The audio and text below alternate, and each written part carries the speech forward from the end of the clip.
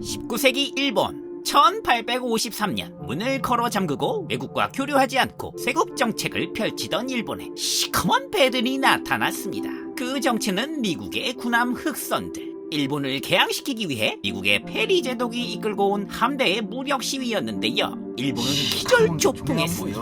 시커멓고 커다란 철덩이들이 바다에 떠있는 흑선을 보고는 놀라고 압도되어 미국에 개항할 수밖에 없었고, 기왕에 이렇게 된 거 그냥 적극적으로 서구 열강의 신문물들을 받아들였으며 1868년 메이지 유신을 통해 정치, 경제, 문화 전반에서 근대화에 성공하게 됩니다. 그렇게 1900년대에 이르니 일본의 군대는 동아시아 최강을 자랑하기에 이르렀고, 상황이 이렇게 되니 본인들도 서구 열강들처럼 식민지도 만들고 마구 팽창하고 싶었죠. 이 강력한 힘을 써먹을 기회만 노리며 야욕을 품게 됐습니다. 그러면서 1894년 청일전쟁, 그리고 10년 후에 러일전쟁까지 승리하면서 전 세계를 놀라게 했습니다.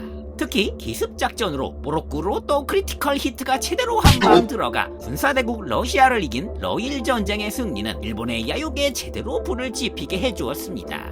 군사력은 더욱 늘고 일본의 정권까지 군부에서 장악하게 되니 일본의 제국주의 야심은 활활 타올랐죠.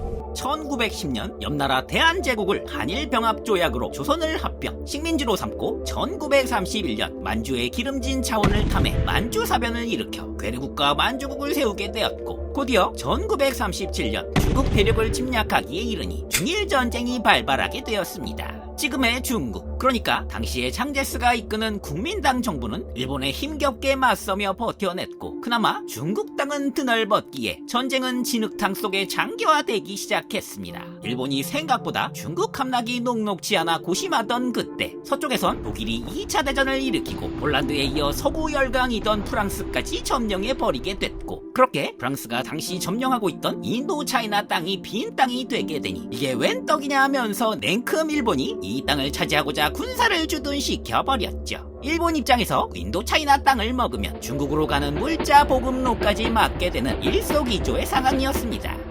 그래서 일본은 1940년 독일, 이탈리아와 삼국 동맹을 맺었고, 독일이 승승장구하는 유럽은 너네들이 알아서 지지고 복구하시고, 동남아는 서구 열강들로부터 동남아 일대 자립을 도모하겠다는 동남아 공영권이라는 명분을 내세우며, 실상은 동남아는 다 내 거 할래 라는 목표를 세우고 본격적인 동남아 침공을 계획하고 있었는데요. 이때 동쪽에선 이 모든 걸 한 걸음 뒤로 물러나 꿀잼으로 관망하고 있던 한 나라가 있었습니다. 바로 미국이었죠. 우리도 신경 끌 테니까 너네도 우리 일에 신경 쓰지 마라는 고립주의였던 미국에게 2차 대전도 강 건너 불구경이었고, 일본이 날뛰는 것도 당시 미국 식민지였던 필리핀과 괌 쪽만 안 건드리면 된다고 모르쇠로 일관하고 있었는데요. 일본이 인도 차이나 땅까지 먹어버리자 일본이 선을 넘었다고 판단했고, 얘네를 더 냅두면 안 되겠다고 일본에 제재를 가하기 시작했습니다. 영국, 네덜란드 등과 손잡고 고철과 구리 등을 시작으로 마침내 석유까지 일본의 수출을 금지하게 된 것이었죠. 이때 일본은 석유의 90%를 외국에서 수입하고 있었고, 그중 무려 80%를 미국에서 수입하고 있었기에 배와 탱크 같은 핵심 전력의 필수인 석유가 떨어져 전쟁을 지속할 수가 없게 돼버렸습니다.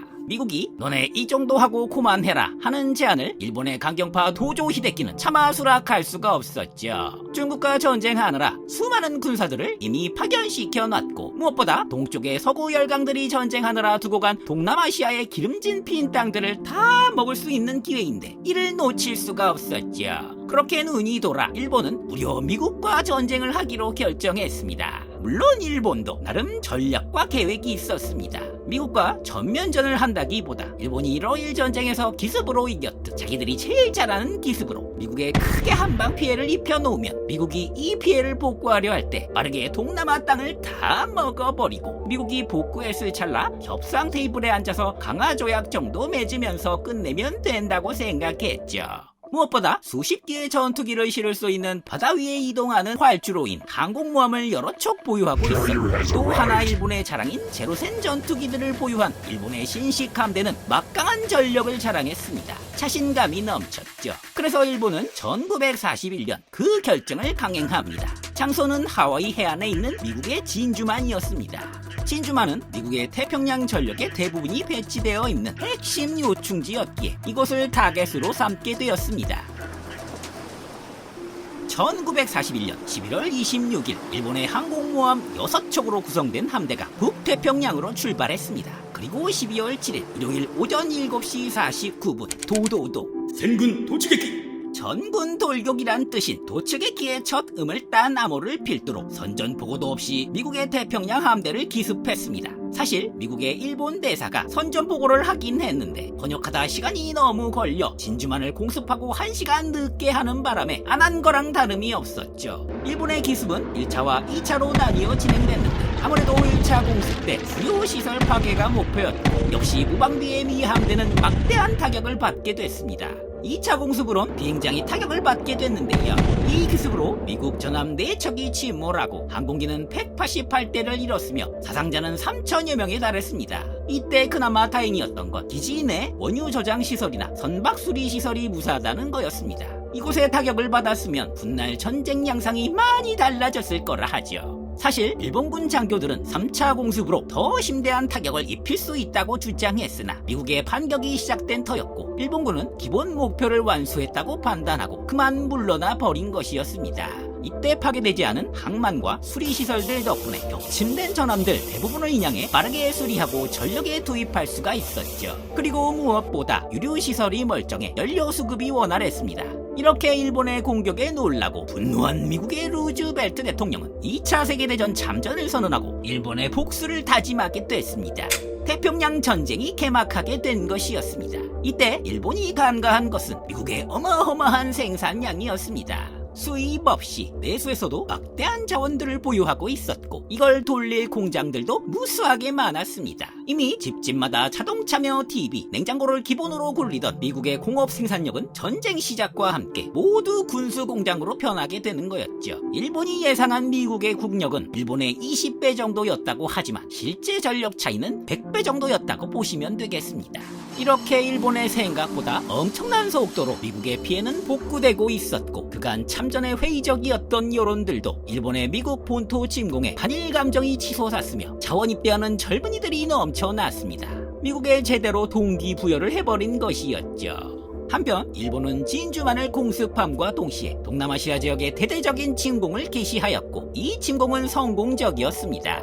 일본의 수건이던 막대한 식민지와 자원들을 장악할 수 있었죠. 이에 미국은 자바해에서 호주, 네덜란드, 영국군과 연합군을 결성해 인도네시아 자바해에서 일본 함대와 싸움을 벌였지만 일본에 패배해버렸습니다. 일본군은 항공전력의 지원을 받을 수 있었는데다가 연합군은 함대를 나라별로 급조하다 보니 서로 언어가 명령체계가 어수선했고 유기적으로 움직이지 못해 단일 명령체계의 일본 함대에 박살이 난 것이었죠. 이로 인해 연합함대는 와해되었고 이제 미국 함대 홀로 일본을 상대하게 됐으며 일본의 콧대와 기세는 세상 모르게 올라가게 됐습니다. 이토록 강대했던 일본 전력에 미국은 위축됐고 고심했습니다. 떨어져버린 미군의 사기를 올리기 위해 미군은 상징적으로 일본에 제대로 한 방을 먹여주기를 기획합니다. 바로 일본 본토를 공습하기로 한 것이었죠. 1942년 4월 18일 둘리틀 대령이 지휘하는 B-25 폭격기가 항공모함에서 출발해 일본 본토를 공습하게 됐습니다. 이것이 둘리틀 공습. 막상 피해는 그다지 크지 않았으나 역시 이 공습은 미국의 의도대로 상징적인 타격을 일본에 입히게 됐습니다. 몇백 년간 침입이 없었던 일본 본토, 그것도 전황폐하가 계신 도쿄의 공습이라니 일본의 충격은 대단했고 이를 막지 못한 그 잘나신 해군이 그거 하나 못 막아냈냐면서 엄청난 욕을 들어야만 했습니다. 반대로 미국 국민과 군인들의 사기와 자존심은 한숨에 회복될 수 있었죠. 자존심에 상당히 스크래치가 난 일본 함대는 미국 함대, 특히 항공모함을 가만두면 안 된다고 판단하였고 결전을 준비하게 됐습니다. 그 장소는 미드웨이. 일본은 이곳이 하와이로 가는 요충지였고 반대로 미군 함대가 일본을 침투하는 중요 루트였기에 양쪽 모두에게 중요한 거점이었죠. 그렇게 일본이 미국 함대에 대한 대규모 공습 작전을 준비하며 태평양 전역이 초긴장 상태에 들어서게 됐으며 미드웨이 해전이 그 서막을 올리게 됐습니다.